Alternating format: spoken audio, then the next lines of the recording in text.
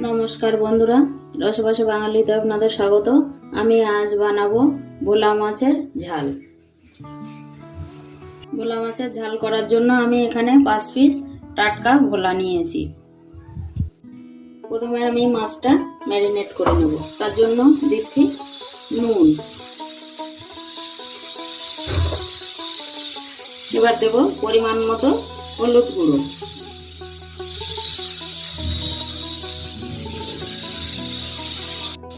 দেবো একটু কাঁচা সর্ষের তেল। নুন হলুদ তেলটা আমি খুব ভালোভাবে মাছের গায়ে মেখে নেব। মাছটা ম্যারিনেট করা হয়ে গেছে। এবার আমি একটা একটা করে মাছ কড়াইয়ের মধ্যে দেব। গ্যাসে একটা কড়াই বসিয়েছি, কড়াইটা গরম হয়ে গেছে। রান্নাটা আমি সর্ষের তেলেই করব। দেব পরিমাণ মতো সর্ষের তেল।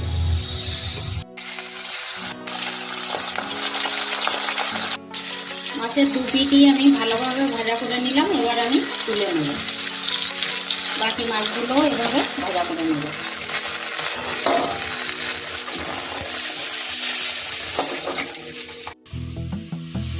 ভোলা মাছ আমি ভাজা করে তুলে নিয়েছি।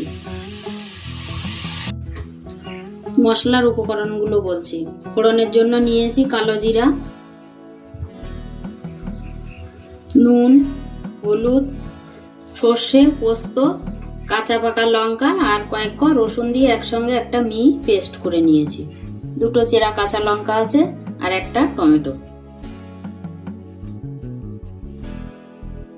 আমি আর কড়াইয়ের মধ্যে তেল দেব না, এই তেলেই দেব ফোড়ন। দেব 1 চামচ কালো জিরা। দেব বেটে রাখা মশলাটা, কারণ এর মধ্যে কয়েক কোয়া রসুন দেওয়া আছে, ওর জন্য আমি মশলাটা ভাজা করে নেব। এবার দেবো কেটে রাখা টমেটোটা। মশলাটা আমি ভালোভাবে কষিয়ে নেব।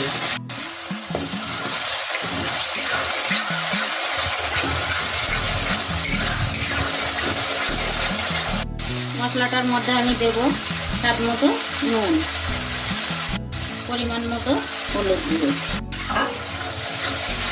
মশলাটা খুব ভালোভাবে আমি কষিয়ে নিলাম। মশলা দিয়ে তেল সেপারেট হচ্ছে। এবার আমি দেব গরম জল।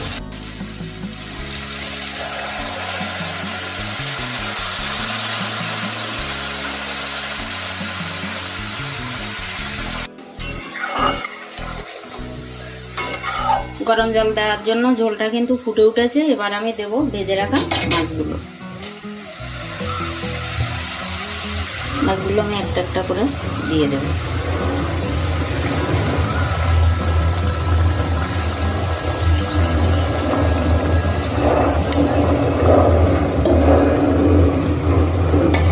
এবার আমি দেব চিড়ে রাখা দুটো কাঁচা লঙ্কা।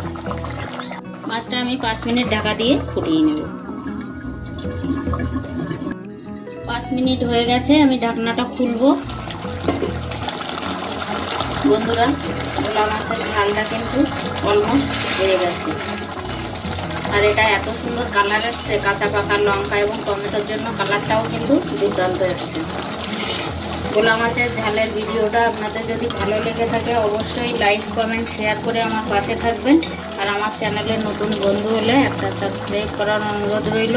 পুরাতন বন্ধুদের অসংখ্য ধন্যবাদ।